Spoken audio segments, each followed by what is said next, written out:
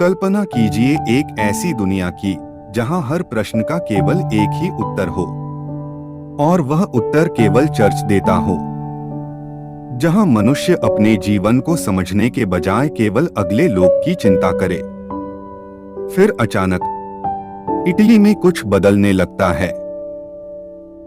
यह कहानी है पुनर्जागरण रेनेसांस की। दृश्य अंधेरी मध्यकालीन चित्रकला, धीरे धीरे प्रकाश फैलता हुआ इटली के नगरों के दृश्य। मध्यकाल में जीवन का केंद्र केवल धर्म था।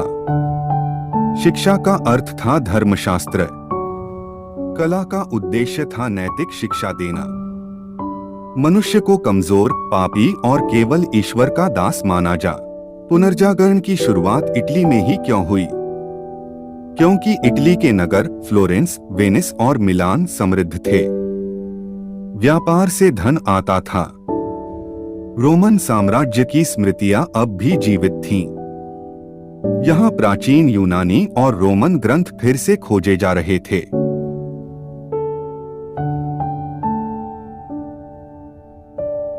और धनवान परिवार जैसे मेडिसी परिवार कलाकारों और विद्वानों को संरक्षण दे रहे थे। इस नई दुनिया में समाज का एक नया वर्ग उभरा, वकील और नोटरी। ये लोग अनुबंध लिखते थे, कानून समझते थे और रोमन विधि का अध्ययन करते थे। पुनर्जागरण का हृदय था मानवतावाद। मानवतावाद ने यह कहा कि मनुष्य केवल पापी नहीं है। मनुष्य सोच सकता है, महसूस कर सकता है और स्वयं को बेहतर बना सकता है।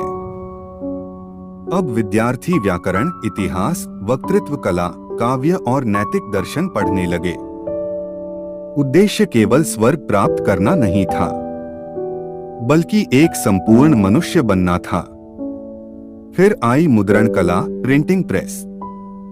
जो ज्ञान पहले केवल कुछ लोगों तक सीमित था, वह अब हर नगर तक पहुंचने लगा। पुस्तकें सस्ती हो गईं, प्रश्नों की संख्या बढ़ गई। ज्ञान अब बंदी नहीं रहा। पुनर्जागरण ने जीवन को केवल धर्म तक सीमित नहीं रखा। राजनीति, विज्ञान, इतिहास और कला सब अध्ययन का विषय बने। धर्म समाप्त नहीं हुआ, लेकिन अब वह एकमात्र मार्ग नहीं रहा। अब शक्ति केवल तलवार या आध्यात्मिक सत्ता के पास नहीं रही। शक्ति शिक्षा और ज्ञान के साथ जुड़ गई। मध्यकालीन कला नैतिक शिक्षा देती थी। पुनर्जागरण की कला ने सत्य को दिखाया कि मनुष्य अपनी नियति स्वयं लिख सकता है। यह केवल कला का युग नहीं था, यह विचारों की क्रांति थी।